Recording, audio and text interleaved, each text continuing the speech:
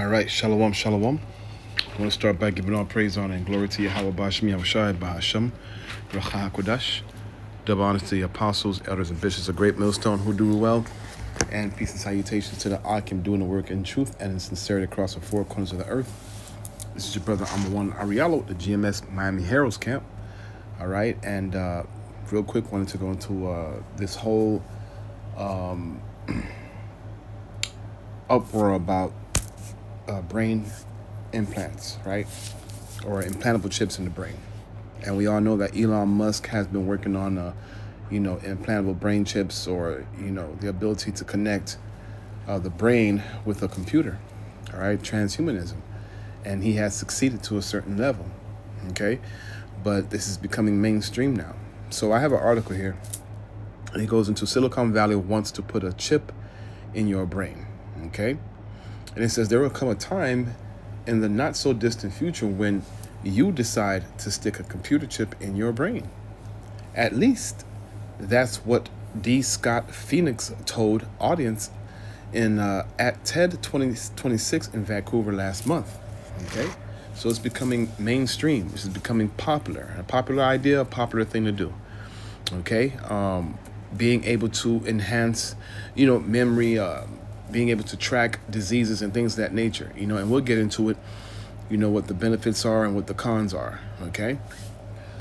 So it says someone you work with will get it at first, and you'll hold out for a while, the way you did with the smartphone. But eventually you won't, said Phoenix, dressed in all black with a tiny mic attached to his ear.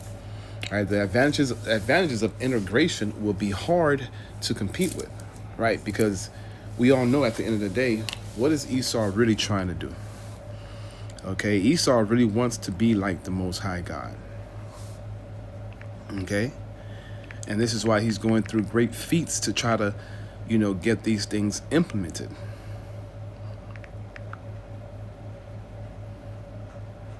Okay, so it's the book of Isaiah 14 and 13, right?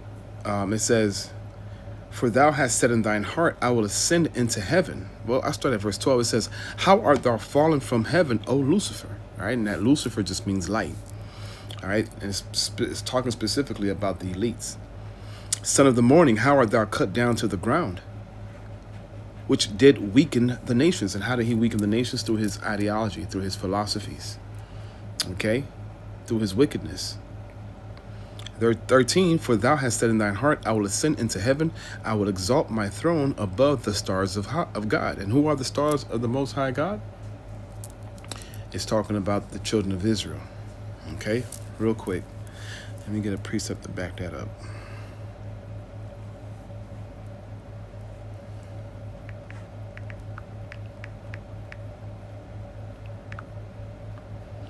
All right, so this is the book of Genesis 37. All right. Starting at verse 5, it says, "And Joseph dreamed a dream, and he told it his brethren, and they hated him yet the more. And he said unto them, Hear, I pray you, this dream which I have dreamed. For behold, we were binding sheaves in the field, and lo, my sheaves arose and also stood upright. And behold, your sheaves stood around about, and made obeisance to my sheaf. And his brother said unto him, Shalt thou indeed reign over us? Shalt thou indeed have dominion over us? And they hated him yet the more for his dreams and for his words. And he dreamed another dream, and told his brethren, and said, Behold, I have dreamed a dream more. And behold, the sun and the moon gave obeisance. It's like the sun and the moon and the 11 stars made obeisance to me." The sun and the moon represents his father and his mother. The stars were his brothers. Okay, and he told it to his father and told his brethren, and his father rebuked him and said unto him, What is this dream that thou hast dreamed? Shall I and thy mother and thy brethren indeed come to bow down ourselves to thee to the earth? But the point is, those stars that gave obeisance to him, right, represented his brethren, right, which today we know as the 12 tribes, all right, of Yasha'Allah. Okay, so Esau wants to sit above the congregation of the stars, man. He wants to rule over the Israelites, the ones who were actually chosen to receive, all right, the blessing, which is what? Everlasting life, dominion, riches, rest, okay, rulership, This is what Esau wants, but he knows that he can't have it. So what he wants to do on this side, he wants to be able to rule over the children of Israel through his technology. Okay, it says in verse 13, I will also sit upon the mount of the congregation in the sides of the north. And this is where we're currently located, right? We're in North America. Okay, this is where Esau rules and rules over us more so. It says, I will ascend above the heights of the clouds. I will be like the Most High. Yet thou shalt be brought down to hell, to the sides of the pit. Right. All right. All his efforts are going to just be for naught. Okay. The Heavenly Father is going to have him in derision. Okay. And all he's going to end up doing towards the end is just be a bondman and a bondwoman to the children of Israel for a certain amount of time. And then he's going to be done away with. But this is what he wants to do. So going back to the article, it says, put bluntly, in his view, we are on the cusp of the major transition, the merger of humans and AI. And this is why there's been a huge influx of AI buildings being put up. Okay? That's their whole goal. Their whole goal is to be able to have AI keep track of everyone and to, know what everyone is doing. Okay? What's going on with their bodies, what's going on in their minds, so on and so forth. It says there is a good reason to be skeptical about an imminent evolution for the species. The technology to perform this kind of merger too radically change what it really means to be human. Remains in its earliest stages, even setting aside the uncertain future of AI, the so-called implantable brain-computer interface, because it is still quite nascent. All right, what does that word mean? Let's go look that up real quick.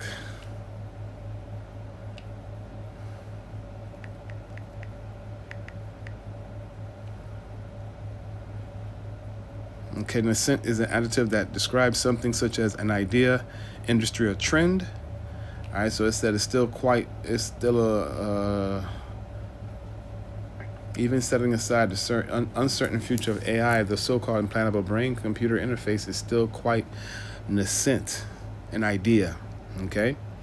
And yet there are huge sums of money already slooshing around the technology with more to come. The BCI market currently sitting at around 350 million is expected to reach 1.2 billion by 2035.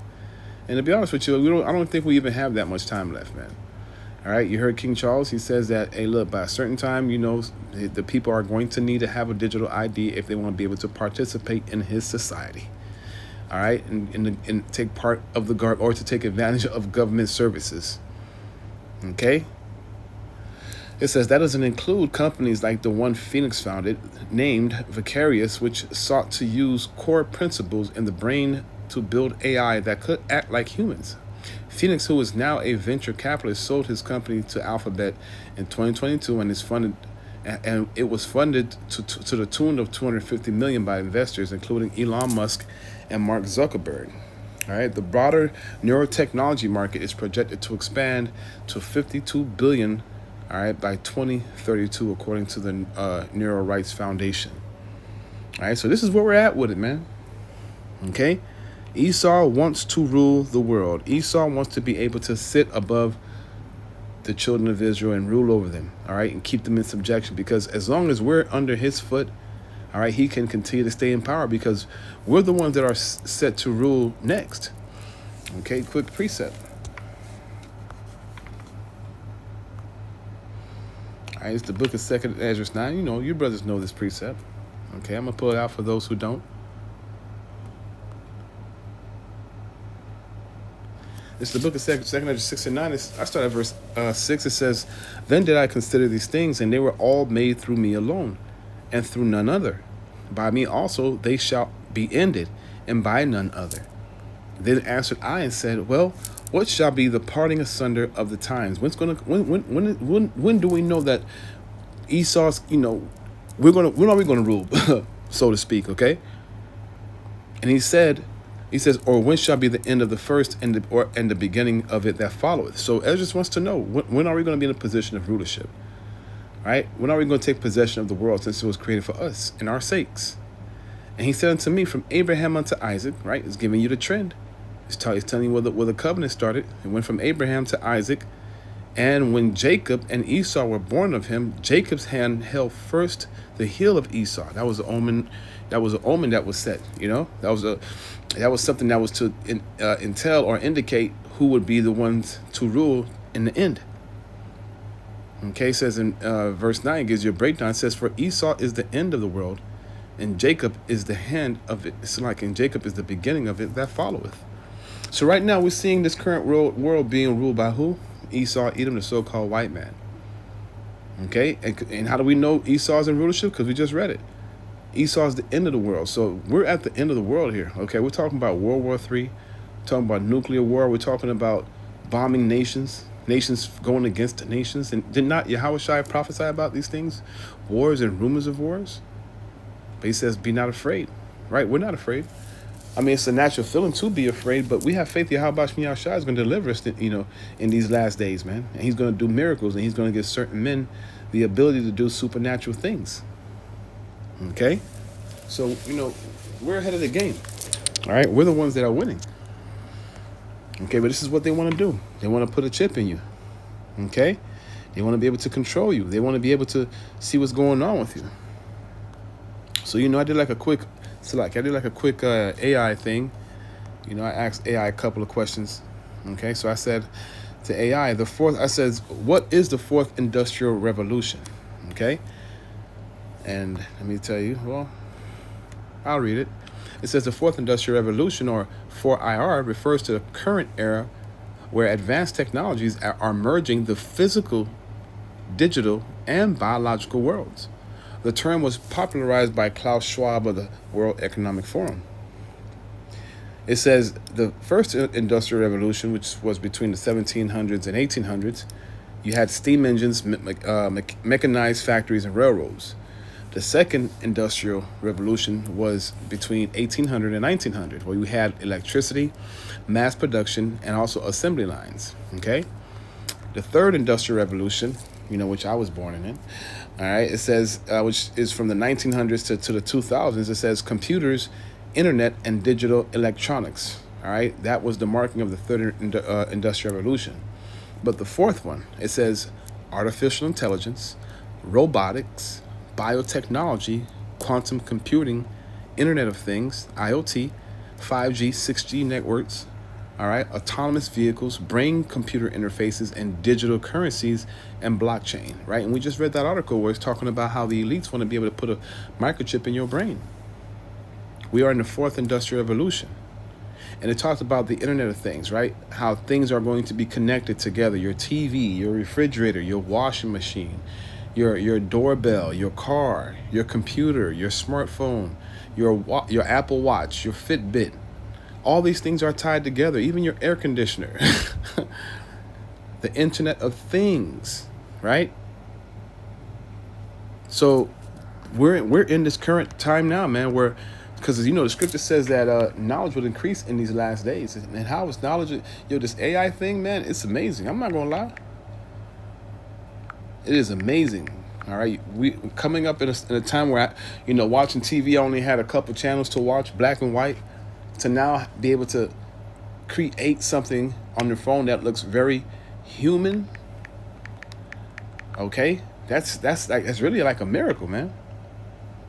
Okay. All right, so this is the book of let me see here. This is the book of Daniel, chapter 12, and we'll start at verse 4. It says, "But thou, O Daniel, shut up the words and seal the book, even of the time to the end," right? Because right now, the ones who understand the book is really the prophets of Yahweh Shai, starting with our little apostle Tahar on down here at GMS. All right? It says, "But thou, O Daniel, shut up the words and seal the book, even to the time of the end.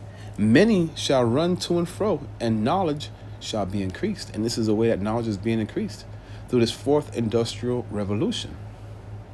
Okay?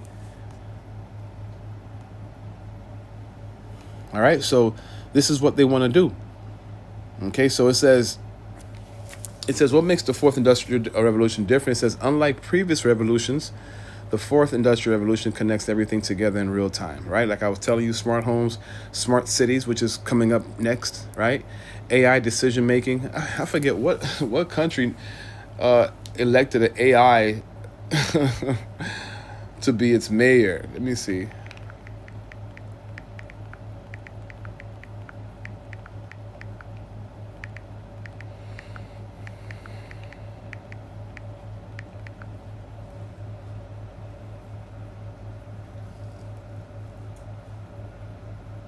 It says Albania is the only country that has appointed an AI system to an official through highly symbolic government role. All right, the AI minister, the Prime Minister Ed Rama, appointed an AI-generated digital avatar named Diella to his cabinet. All right, it says Diella is tasked with overseeing public procurement process and helping the government eliminate corruption in public tenders. All right, the legality, because of Albania's constitution, requires government ministers to be real human citizens over the age of 18. Diella's appointment serves as a virtual, non-human overseer and a transparent public assistant rather than a voting constitutional official. Okay, so there you have it. Okay, and it's not just that. You know, they want to be able to put these things in your car. Okay, there's this thing now to where, you know, AI, they're going to start implementing AI or facial recognition in your cars to see what kind of mood you're in. Because if you're stressed out and, you know, if you don't seem like you're actually in a position to drive, it's going to shut itself off. If it sees that you're impaired, you're drunk, it will shut itself off. Okay, but this AI thing is where it's at right now. Okay, now you do have concerns with this whole, you know, fourth industrial revolution. It says people often debate the risk and benefits. All right, and they said part of the benefits is that you get medical breakthroughs, right? People who were quadriplegics or couldn't form any words, you know, whatever medical issue, the brain chips supposedly can help them to surpass that. What did Yuval Harari say? Oh, we have tapped into the human genome. We no longer need God. You see, this is what these devils are trying to do, man. They want to be able to rule the world as long as they can. But see, the thing is, the Bible says, and I think it's in Job 20 and 22. Let me get it real quick. When he's about to go ahead and fill his fucking belly, man, the Lord's going to slap that shit right out of his hands. He's not going to be able to fulfill his enterprise. Okay?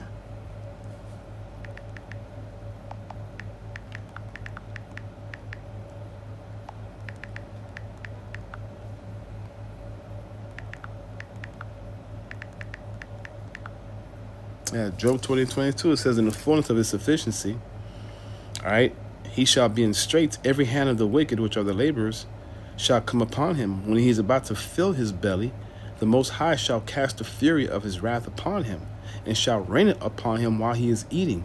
And he shall flee from the iron weapon, which are the missiles, and the bow of steel shall strike him through. Right, so in the midst of him trying to complete his fourth industrial revolution, right, he's about to fill his belly, the Lord's going to come through and destroy this shit, man. World War III is going to intensify. Okay, and then, you know, then he's going to start pushing out the MOTB and all these different things. But hey, the Lord's not going to let him get away with actually making this thing start off. Okay, the Lord's going to come back and disappoint him, and he's going to be in a real bad case. I tell you that. Okay, so moving on, it says part of the concerns is that you have a loss of privacy, surveillance systems, job displacement through automation. All right, so for those of you who work in warehouses or you do very dangerous tasks or hard tasks that, you know, sometimes can put you in a bad physical situation. All right, they're saying they want to be able to alleviate that and put a robot in that position. All right, because if a robot gets hurt, there's no loss outside of just repairing or replacing it.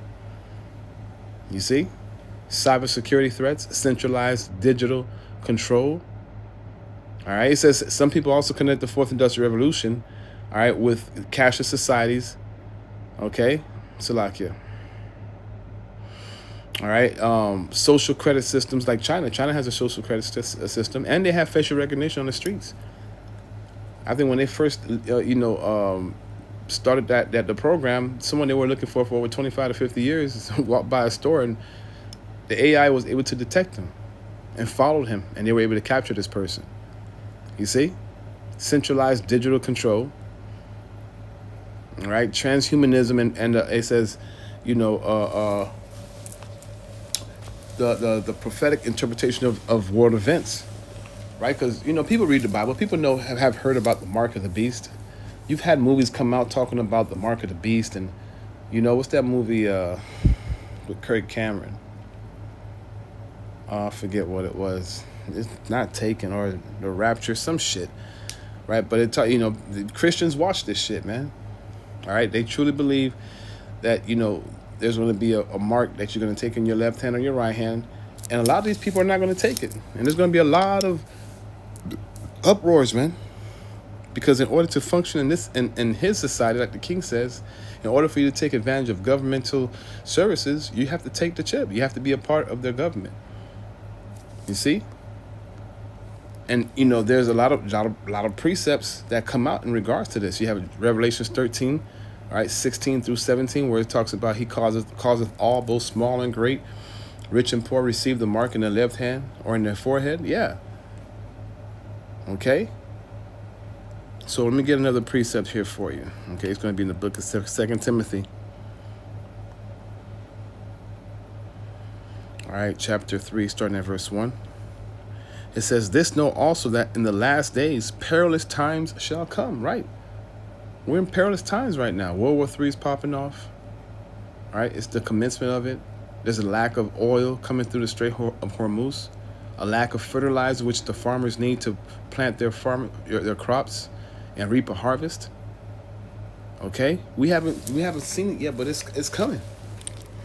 The effect of what's going on in the world today is coming, and it's going to hit everybody here in Babylon. It says, what chance do you have if you're not serving Yahweh B'Shem Yahushai? Okay? It says, "For men shall be lovers of their own selves, covetous, boasters, proud, blasphemers," 2 Timothy 3 and 2. "Disobedient to parents, unthankful, unholy, without natural affection, truce breakers, false accusers, incontent, fierce, despisers of those that are good, traitors, heady, high-minded, lovers of pleasures rather than lovers of the Most High God, having a form of godliness but denying the power thereof. From such turn away." Right, this is what's happening right now, man. Perilous times, the mark being made ready for the world. Knowledge is increasing through AI. Look, right now I can create a whole movie on my phone. The fuck? I grew up on G.I. Joe 18. Like, yo, a lot of work went behind these things, but now you can do it with the touch of a finger. Okay? And ultimately, you know, going back to the Internet of Things, this is going to lead to the Internet of Bodies, man. All right? The idea of connecting the human body with the Internet. I mean, we're already doing it, right? Through your implantable, your Apple Watches, your Fitbits, all right? These things, they collect and they send information, okay? And it's really like an extension of the IoT. The only thing is, you know, instead of the smart devices, all right, the device is actually connected directly to the human body. So you don't know, pretty soon you won't even need to have a phone to get access to your information. It's going to be put inside you. Okay? It's going to be put inside of you. Brain chips, RFID chips. Okay?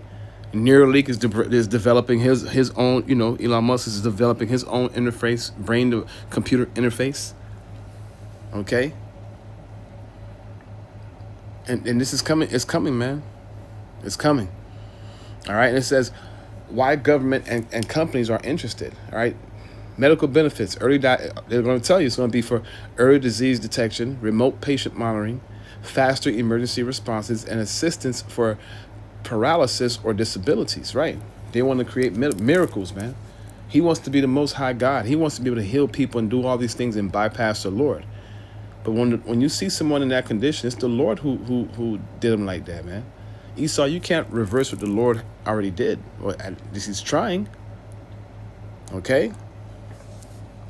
It says a lot of companies, they use body body data for health and analytics, personalized advertising, insurance assessing, and workforce monitoring, and also biometric identification. All right, if you want to get into the office, you have to have that chip in your hand and put it towards that little thing by the door. Bloop, bloop. You can get access. If you don't have that chip, you can't get access.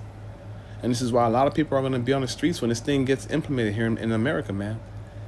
And you know, it's going to be so many people on the streets that they can't allow just people just to be on the streets, man. They're going to start throwing people in concentration camps because it's such an overwhelming amount of people who don't want to take that chip.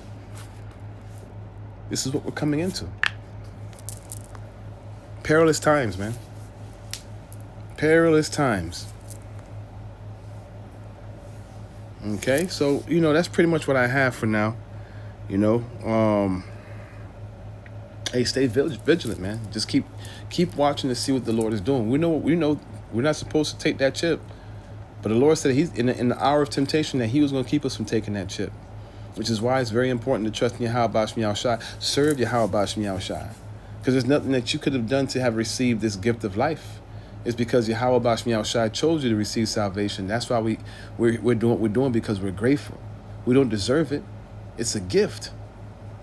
So with that, I want to give all praise, honor, and glory unto Yahweh B'Hashem, Yahweh Shai B'Hashem, Rachah HaKodash. All right, double honors to the apostles, elders, and bishops of Great Millstone once again who do well.